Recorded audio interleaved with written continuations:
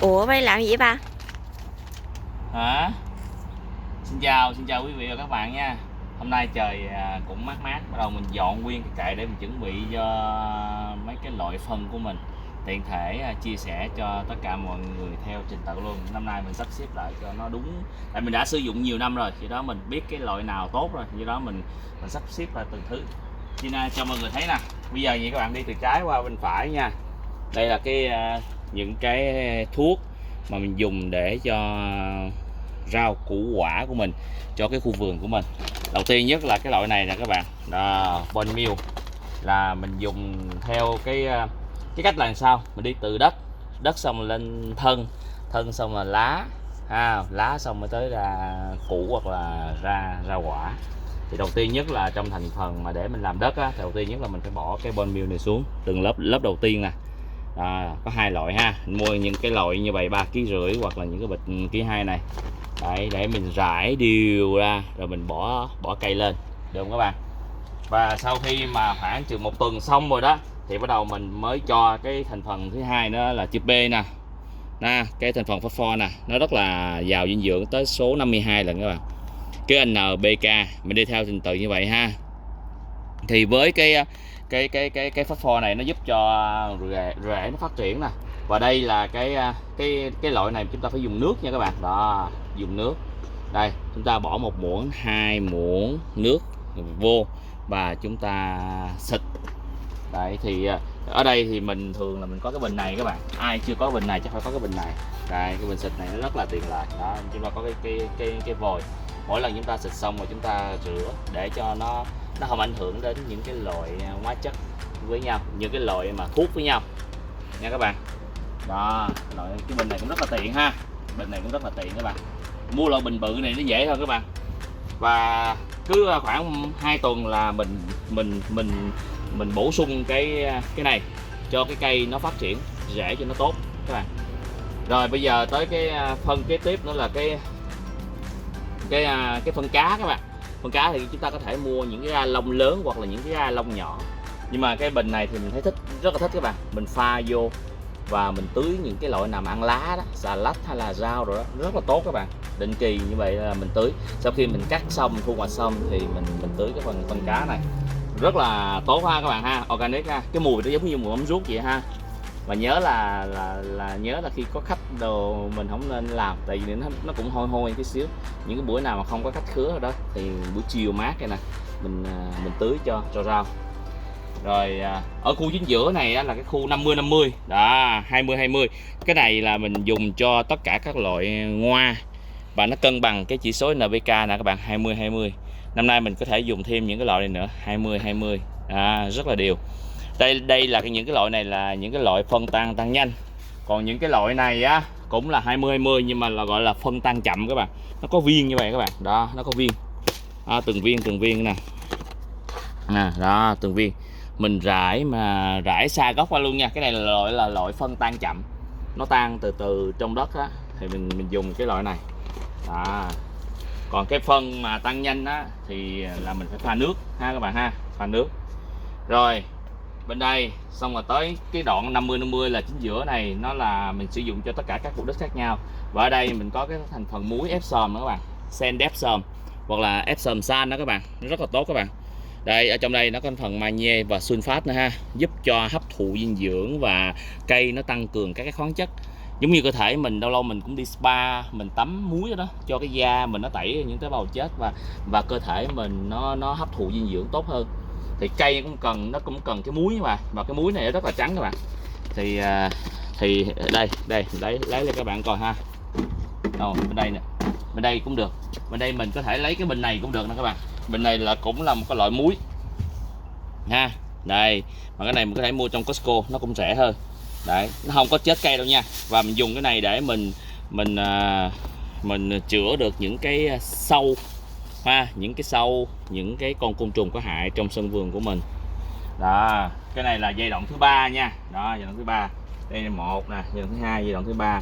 Và tới giai đoạn thứ 4 là giai đoạn mà gọi là tăng trưởng về quả, cho quả nó đậu. Thì chúng ta bỏ cái kali nhiều hơn, chúng ta lựa chọn cái chỉ số thứ 3 là chỉ số cao nhất các bạn. NPK, kali. Ở đây mình chọn là thí dụ như ở đây 18, 10, 30. Đó, mình chọn 30. Đấy. Ở đây là 15, 15, 30 kali nè, 30 nè. Hoặc là ở đây cà chua, đó cũng là 15, 15, 30. Đấy, mình có nhiều loại khác nhau, mình sử dụng mình coi thử coi như thế nào. Nếu mình sử dụng cái này tốt quá các bạn thì thấy cái cà chua hay là những cái loại mà cũ của mình đó nó phát triển và nó nọng nước và cái màu sắc nó rất là đẹp, nó rất là chắc các bạn. Đó là những cái giai đoạn ban đầu của mình trong cái ba cái bước mà gọi là làm đất nè, bổ sung là nitơ nè, phosphor nè và kali. Đó. Rồi bây giờ tới những cái thuốc mà mình gọi là xua đuổi, mình không có hại các côn trùng nhưng mà mình xua đuổi các cái con côn trùng trong cái vườn của mình các bạn. Đầu tiên với kiến nè. Đấy thì có thể là chúng ta có thể xịt một ít cái thuốc này ở những cái khu vực nào mà chúng ta hạn chế kiến ha. Rồi thứ hai là những cái gì mà nó ảnh hưởng đến nấm trên lá. Đây, nấm trên lá thì chúng ta có thể là quéo lá hay là vàng lá, có những cái nấm nè, chúng ta có thể dùng cái loại này, mình đã thử sử dụng rồi. Nhưng mà cái này thì các bạn lưu ý là chúng ta sử dụng vào buổi sáng hoặc buổi chiều nha, nhiệt độ không quá 16 độ. Nó thật sự là mát ha các bạn ha. Rồi năm ngoái mình cũng có thử cái loại này luôn rồi. Cái loại gọi là bệnh giả xương mai á, đốm trắng, giả xương mai. Các bạn thấy không? Những cái đốm trắng nè, nó gọi là cái bệnh giả xương mai nè. Đấy, mình có thể dùng cái chai này để mình làm. Còn nếu không á, thì các bạn thì mình lấy cái baking soda nè, đó, bicarbonate nè, nhưng mà cái loại này là cái loại rau củ quả đó, rau củ quả mình pha với lại nước ha, theo tỷ lệ 1:5 ha, 1 phần này và 5 phần nước. Và nếu ai có neem oil nữa thì pha thêm cái phần neem oil ha các bạn ha. Sử dụng này cũng rất là tốt để mình xử lý được cái bệnh phấn trắng này. Ngoài ra ở đây á, thì mình có gọi là trị ốc sên nè các bạn. Đó, ốc sên.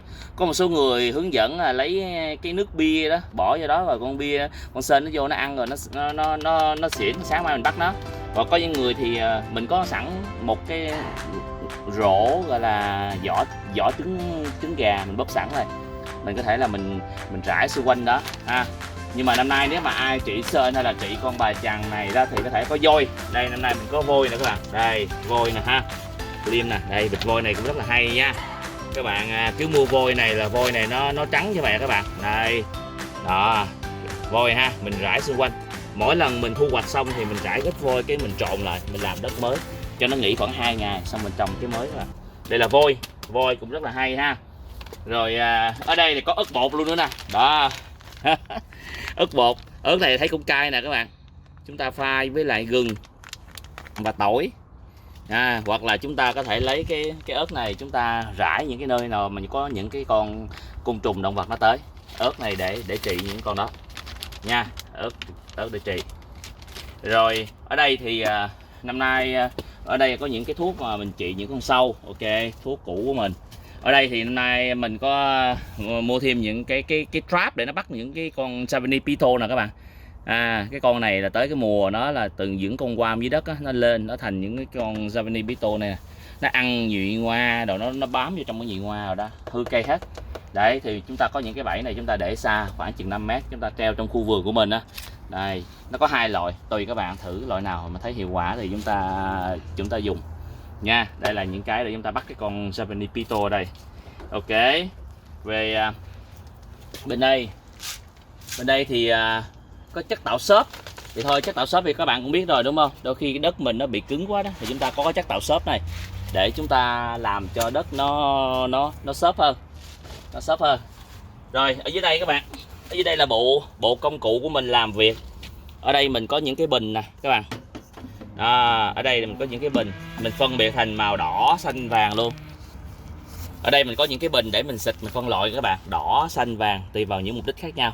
Đó, các bạn cứ phân loại như vậy để chúng ta sử dụng.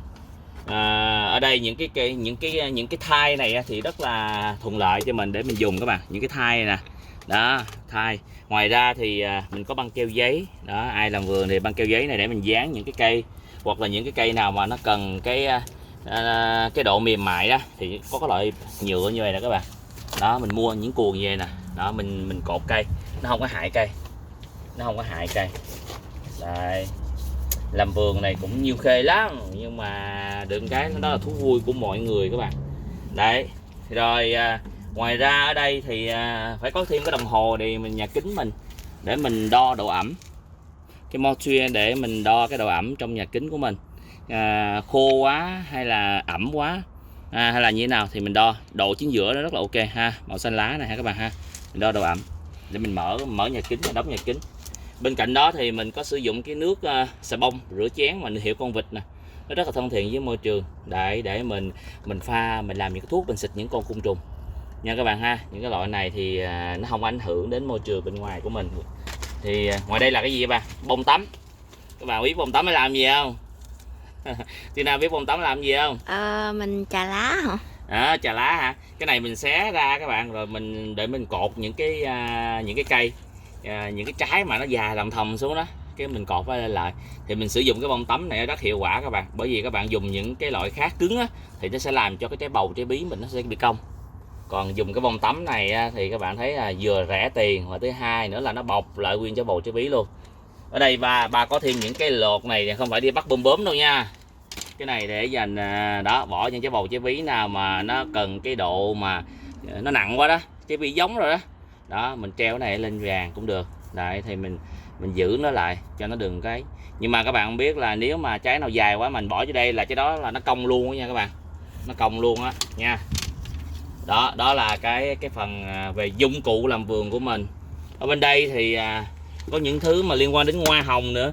Thì hoa hồng thì các bạn bỏ nó vô thêm đó, hoa hồng bỏ cái phân này vô thêm, giống như là cái chất vôi để cho hoa hồng vậy, nó tăng cường cái độ pH nè đó. Và hoa hồng thì mỗi gốc hoa hồng các bạn có lấy 2 cái trứng gà, các bạn chích cái lỗ nhỏ xong các bạn bỏ 2 cái trứng gà trực tiếp dưới gốc đó luôn, trứng gà nguyên trứng luôn nha, thì suốt mùa luôn. Thì như vậy là hoa hồng nó sẽ cực kỳ tốt các bạn, nó chịu cái trứng gà.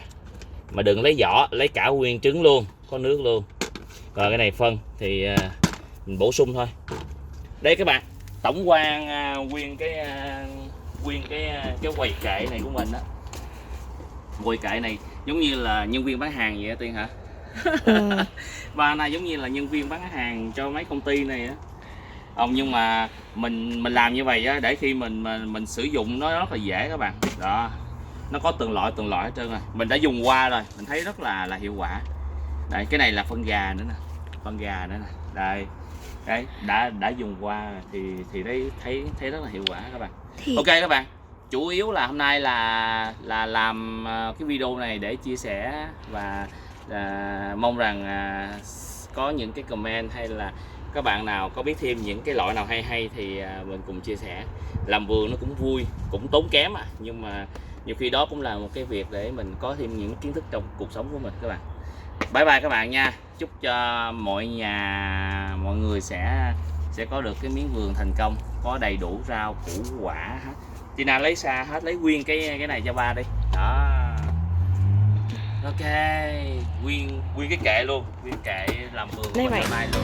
Nhờ mấy cái thuốc này á, đây mấy cây trong nhà kính của mình nè mày. Ok, mấy cây này là mới tạm thôi đó, mới tạm để cho nó ấy thôi. Vài bữa nữa mình sẽ sắp xếp lại đội hình cho nó chuẩn ha. Ok, như vậy nha các bạn. Bye bye các bạn rất nhiều nha. Hẹn gặp lại các bạn ở những video kế tiếp. Nhớ tiếp tục theo dõi miếng vườn của Kim Cô hôm nay các bạn. Bye bye.